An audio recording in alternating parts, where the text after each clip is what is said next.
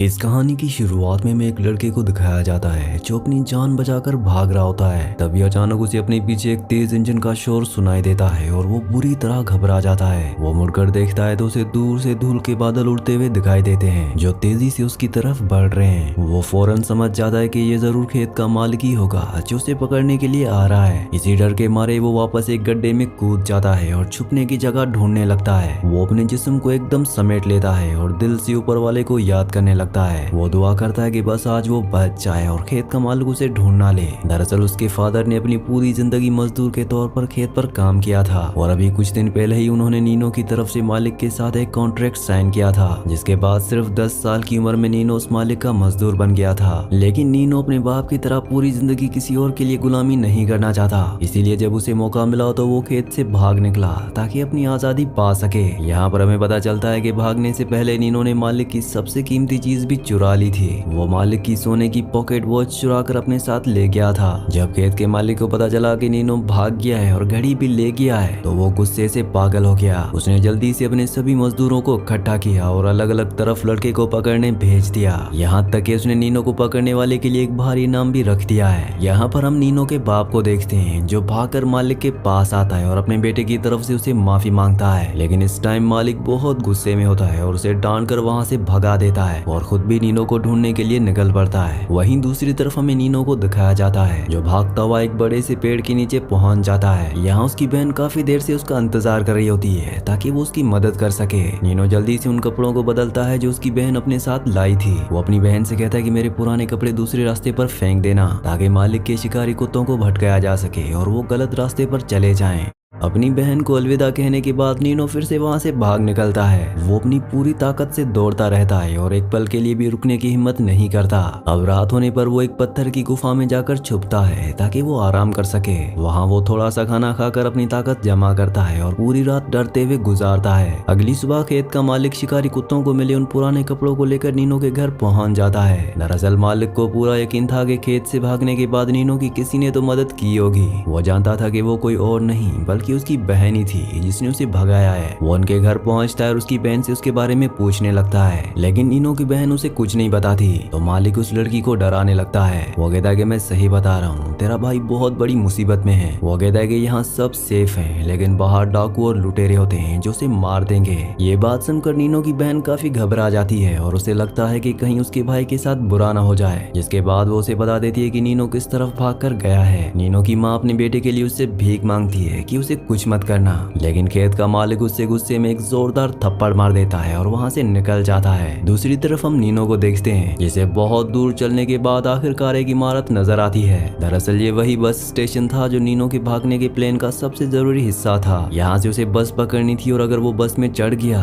तो वो बच के निकल जाएगा। स्टेशन को इतना पास देखकर थके हारे नीनो को अंदर अचानक नई ताकत आ जाती है। वो अपनी रफ्तार और तेज कर देता है ताकि जल्दी से वहाँ पहुँच सके। लेकिन तभी अचानक उसके कानों में पीछे से इंजन की आवाज आती है। दूर से उड़ती हुई धूल को देखकर नीनो का दिल जोर से धड़कने लगता है। उसे समझ में आ जाता है कि ये जरूर खेत का मालिक ही है जो उसका पीछा कर रहा था। अब कहानी वहीं पहुंच गई है जहां से शुरू हुई थी। जैसे जैसे मालिक और पास आता गया नीनो का डर बढ़ता रहा। उसकी सांसें तेज हो गई और उसने अपनी आंखों को जोर से बंद कर लिया, मानो उसने खुद को किस्मत के हवाले छोड़ दिया हो कि अब जो होगा देखा जाएगा। पर खुशकिस्मती से हवा में उड़ती हुई धूल ने नीनो को बचा लिया। इस धूल की वजह से खेत के मालिक की नजर उस पर नहीं पड़ी और वो बच गया। मालिक जल्दी से बस स्टेशन के आसपास लोगों से पूछकर नीनो का पता लगाने की कोशिश करता है, लेकिन उसे उसके बारे में कुछ भी पता नहीं चलता। नीनो छुपकर उन्हें देख रहा होता है। तभी वो बस जिसमें उसे भागना था वो धीरे धीरे स्टेशन से निकलकर दूर चली जाती है। ये देखकर नीनो की आंख भर आती है क्योंकि इस दूर दराज स्टेशन पर बसेस बहुत कम आती हैं। यहाँ पर अब अगली बस सीधा 4 दिन बाद आएगी जो नीनो के लिए बहुत लंबा वक्त है। लेकिन खेत का मालिक भी उसे ऐसे ही छोड़ने वाला नहीं होता क्योंकि नीनो सिर्फ कोई भागा हुआ मजदूर नहीं है बल्कि उसने मालिक की बहुत कीमती चीज चुराई है। मालिक ने सोच लिया होता है कि वो खुद नीनो को पकड़ेगा चाहे उसे दुनिया का कोना कोना छानना पड़े। वो अपने एक आदमी को स्टेशन पर ही छोड़ देता है ताकि वो यहीं रहकर निगरानी करे। वो आदमी वहीं रुक जाता है ताकि जैसे ही नीनो दिखे वो उसे पकड़कर मालिक को बता सके।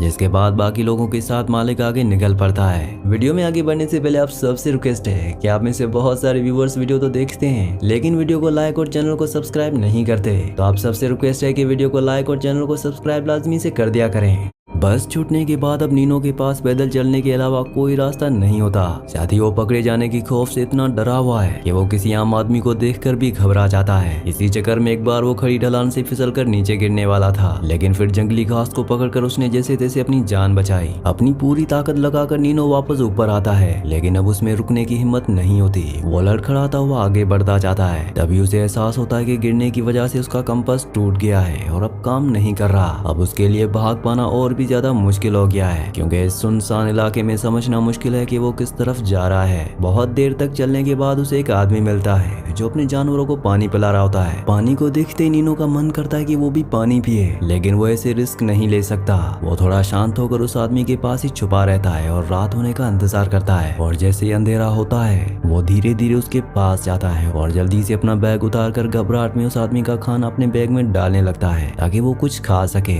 लेकिन वो आदमी नीनो को देख लेता है। अब जैसे ही वो आदमी उसकी तरफ मुड़ता है तब घबराया हुआ नीनो अचानक मुड़कर भागने लगता है, लेकिन वो आदमी उसे नीचे गिरा देता है। पर दोबारा नीनो उठकर वहाँ से भागने लगता है। उसके पास इतना भी वक्त नहीं होता कि जमीन पर गिरा हुआ अपना बैग उठा सके। बैग छूट जाने के बाद नीनो के पास अब कुछ भी नहीं बचा, ना कोई खाना और ना ही पानी। अब बहुत देर चलने के बाद दूर उसे एक इमारत नजर आती है। वो हिसाब लगाता है कि यहाँ पर लोग भी होंगे और मुझे खाना पानी मिल सकता है। इसी उम्मीद के साथ वो अपने आसपास ध्यान से देखता है और हिम्मत जोड़कर उस इमारत की तरफ दौड़ने लगता है। लेकिन जब वो अंदर जाता है तो अंदर सिर्फ एक टूटा हुआ पुराना कुआं होता है और कुछ भी नहीं होता। नीनो एक पत्थर उठाता है और उसमें फेंक देता है ताकि पानी चेक कर सके। वो काफी देर तक वेट करता है, लेकिन पानी की आवाज नहीं आती। जैसे नीनो को समझ में आ जाता है कि वो कुआं सूखा है, जैसे वो पूरी तरह टूटा हुआ महसूस करने लगता है। भूखा प्यासा नीनो अब और बर्दाश्त नहीं कर पाता और वो वहीं पर ही बेहोश हो जाता है। जिसके बाद एक आदमी उसे देख लेता है। वो उसे होश में लाने की कोशिश करता है। अब जैसे ही नीनो को होश आता है तो वो घबरा जाता है और डिफेंसिव मोड में आ जाता है। वो आदमी उसे शांत करता है। वो आदमी नीनो की जान बचाने के लिए कपड़े के टुकड़े को पानी में भिगोकर उसके होठों पर लगाता है और कुछ इस तरह वो आदमी उसे मौत के मुंह से वापस ले आता है। अब इसके बाद जब नीनो को होश आता है तो उसे एहसास होता है कि ये कोई और नहीं बल्कि वही आदमी है,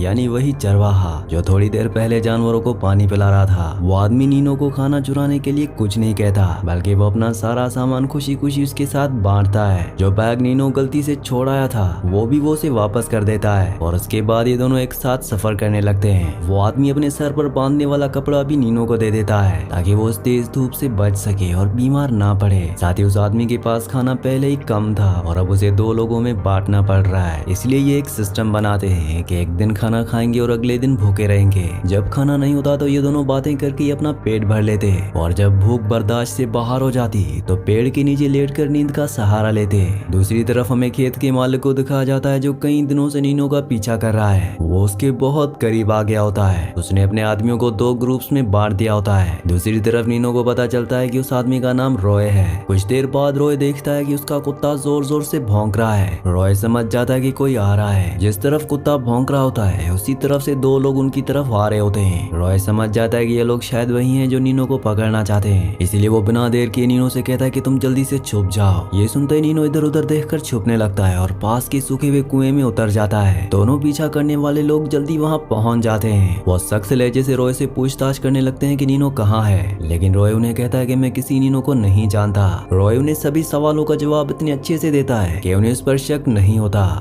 अब जैसे ही दोनों रॉय की बातों पर भरोसा करके जाने लगते हैं तभी अचानक कुत्ता भौंकने लगता है। वो कुत्ता पास के सूखे हुए कुएं की तरफ भौंक रहा होता है। उनमें से एक आदमी सूखी घास को आग लगाकर कुएं के अंदर फेंक देता है। कुएं के नीचे छुपा हुआ नीनो पूरी तरह घबरा जाता है। वो सांस भी बिल्कुल धीरे से लेने लगता है ताकि किसी को एहसास ना हो कि वो वहाँ है। तभी इन दोनों में से एक आदमी अपनी राइफल निकाल कर कुएं के अंदर गोली चला देता है, लेकिन किस्मत से नीनो को कुछ नहीं होता और वो बच जाता है। उनका ध्यान भटकाने के लिए रॉय कहता है कि कल मैंने पासी की घाटी में गीत देखे थे, हो सकता है कि वो लड़का वहीं मरा पड़ा हो और अब तक खत्म भी हो गया हो। उसकी बात एक आदमी मान जाता है, लेकिन दूसरा आदमी से पूछता है कि तुमने यूरिन कहाँ किया था। दरअसल दीवार के कोने में किसी ने यूरिन किया होता है जो असल में नीनो ने किया था, लेकिन इस बात का इस्तेमाल करके वो आदमी जानना चाहता था कि रोहित झूठ तो नहीं बोल रहा। अब सही जगह पता न होने की वजह से रोहित तुक्का मारता है, लेकिन ये उससे बहुत बड़ी गलती हो जाती है और वो पकड़ा जाता है। वो लोग रोय को बहुत बुरी तरह पीटते हैं। फिर भी जब रोय उन्हें नीनो के बारे में कुछ नहीं बताता तो वो वो अपनी चाल बदल देते हैं। वो लोग उसे बोलने पर मजबूर करने के लिए उसके सामने उसकी भेड़ों को खत्म कर देते हैं। ये भेड़ी उस आदमी के जीने का सहारा थी और अपनी आंखों के सामने उन्हें मरता देखकर रॉय को बहुत गुस्सा आता है, लेकिन फिर भी वो उन्हें नीनो के बारे में कुछ नहीं पता था। जिसके बाद वो लोग मरी हुई भेड़ों को सीधा उस सूखे हुए कुएं में फेंक देते हैं जहाँ नीचे नीनो छुपा होता है। आखिरकार वो लोग उस आदमी के प्यारे कुत्ते को भी मारकर उस कुएं में फेंक देते हैं। अब नीनो से और छुपा नहीं जाता और वो जल्दी से उठकर ऊपर चढ़ने लगता है। कुएं के किनारे से झांककर वो देखता है कि जिस आदमी ने उसे बचाया था वो आदमी उस पर जुल्म कर रहे हैं। ये जालिम लोग रॉय को घोड़े से बांधकर पीछे घसीट रहे होते हैं। जख्मी और खून से सना हुआ रॉय नीनो को कुएं के किनारे लटका हुआ देख रहा होता है। वो उसे धीरे से सर हिलाकर इशारा करता है कि कोई बेवकूफी मत करना, लेकिन उसी पर नीनो की नजर पास पड़ी एक राइफल पर पड़ती है। नीनो किसी तरह हौसला जुटाता है और जैसे तैसे करके बाहर निकलता है। जब उन हमलावरों का ध्यान उस पर नहीं होता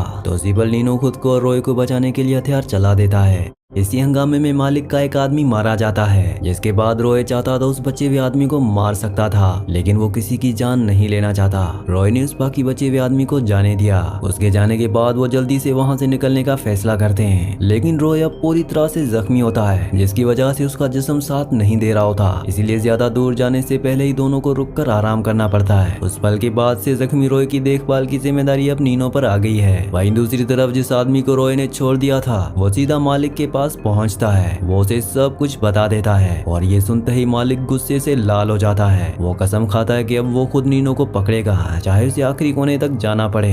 अगली सुबह नीनो जख्मी रॉय को अलविदा कहता है और वो अकेला पास के इलाके में पानी लेने के लिए निकल जाता है। और जैसे ही वो ठंडे पानी को देखकर खुश होता है तभी उसे किसी की आवाज सुनाई देती है। नीनो जल्दी से अलर्ट हो जाता है और इधर उधर देखने लगता है। तब सामने वो एक अजीब सी आदमी को देखता है जो एक लकड़ी के थैले पर बैठा होता है। इस आदमी का पैर बिल्कुल काम नहीं करता, वो अपाहिज है। नीनो खुद को बचाने के लिए उसे झूठ कहता है कि मेरा भाई और बाप पास ही हैं। ये सुनकर वो आदमी उसे कहता है कि मैं कोई बुरा इंसान नहीं हूँ। वो नीनो को खाना और गर्म सूप ऑफर करता है। नीनो हर चीज को शक की निगाह से देखता है, लेकिन वो बहुत भूखा होता है, इसीलिए वो पड़ा संभल कर उसके साथ अंदर चला जाता है। किस्मत से वो आदमी उसे धोखा नहीं देता और नीनो जी भर के खाना खाता है। अब जैसे ही नीनो जाने की तैयारी करने लगता है तो वो आदमी उसे कहता है कि किचन में और खाना है, अगर वो चाहो तो अपने साथ ले जा सकते हो। नीनो खुश होकर किचन में जाता है, लेकिन वहाँ उसे कोई खाना नजर नहीं आता। तभी अचानक कोई किचन का दरवाजा अचानक से बंद कर देता है और अब नीनो वहाँ पर कैद हो चुका है। वो घबरा कर चिल्लाने लगता है, लेकिन बाहर से कोई जवाब नहीं आता।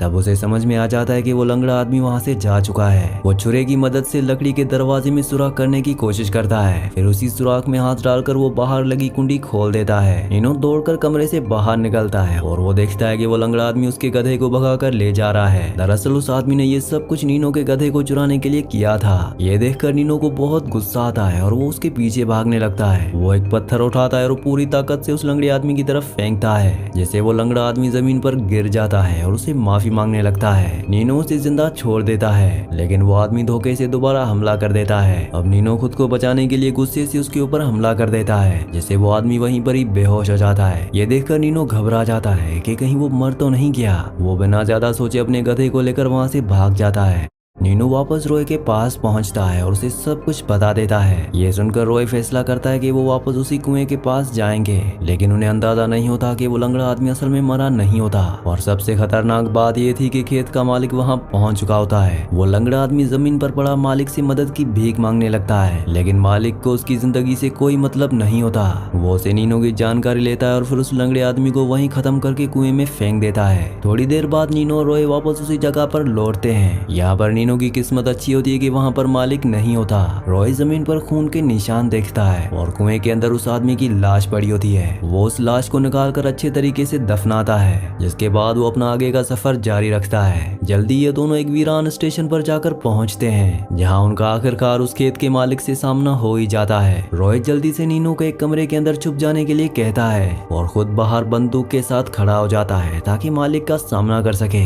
मालिक पहले रॉय को समझाने की कोशिश करता है। वो कहता है कि मुझे सिर्फ नीनो चाहिए, मुझे तुमसे कोई लेना देना नहीं है, लेकिन इस बात का रॉय पर कोई फर्क नहीं पड़ता। वो दीवार बनकर खड़ा हो जाता है। जब समझाना काम नहीं आया तो मालिक उसे भारी इनाम का लालच देता है, लेकिन इतना पैसा देखकर भी रॉय के चेहरे पर हिचकिचाहट नहीं आती। अब गुस्से से भरा मालिक जबरदस्ती नीनो को ले जाने की कोशिश करता है, जिसके बाद वहाँ पर जबरदस्त गोलाबारी शुरू हो जाती है। रॉय एक पुराना फौजी था, उसका निशाना बहुत ही जबरदस्त होता है। वो एक में मालिक के साथियों को गिरा देता है, लेकिन तभी उसे एहसास होता है कि नीनो वहाँ से गायब हो चुका है। वो उसे इधर उधर ढूंढने के लिए दौड़ता है और आखिरकार वो उसे एक लकड़ी के शेड में मिल जाता है। लेकिन तभी दरवाजे के पीछे से खेत का मालिक निकल आता है। खतरे का अंदाजा होते ही रॉय पलटता है, लेकिन तब तक बहुत देर हो चुकी होती है। मालिक उस पर गोली चला देता है और रॉय सीढ़ियों से नीचे जाकर गिरता है। आखिरकार नीनो फिर से खेत के मालिक के कब्जे में आ गया। अब जैसे ही वो उसे जबरदस्ती गाड़ी में ले जा रहे होते हैं, तभी जख्मी रॉय अपनी आखिरी ताकत जुटाता है। वो वापस उठकर मालिक की तरफ दौड़ता है और उसे खींचकर बाहर निकालता है। रॉय अपनी बांस की लाठी से मालिक का गला घोंट देता है। मालिक जान बचाने के लिए अंधाधुंध गोलियां चलाने लगता है, इसीलिए लड़ाई में रॉय को फिर से गोली लग जाती है। रॉय मालिक को तो मार देता है। इस दर्दनाक मंजर को देखकर नीनो को बहुत दुख होता है। कुछ दिन पहले तक वो आदमी उसे जानता तक नहीं था और आज नीनो की आजादी के लिए उस आदमी ने अपना सब कुछ कुर्बान कर दिया। अब नीनो उस आदमी को बहुत अच्छे से दफना देता है और फिर आखिरकार वो अपना सारा सामान लेकर अपनी नई जिंदगी की तरफ बढ़ चलता है। और कुछ इस तरह नीनो आजाद तो हो गया, लेकिन उसकी कीमत रॉय ने चुकाई। इसी सीन के साथ इस मूवी का, इस कहानी का एंड हो जाता है। अगली कहानी आप किस मूवी पर सुनना चाहते हैं मुझे नीचे कमेंट्स में जरूर बताना। और अगर आपने हमारे वीडियो को लाइक और चैनल को सब्सक्राइब नहीं किया तो जल्दी से वीडियो को लाइक और चैनल को सब्सक्राइब कर दीजिए।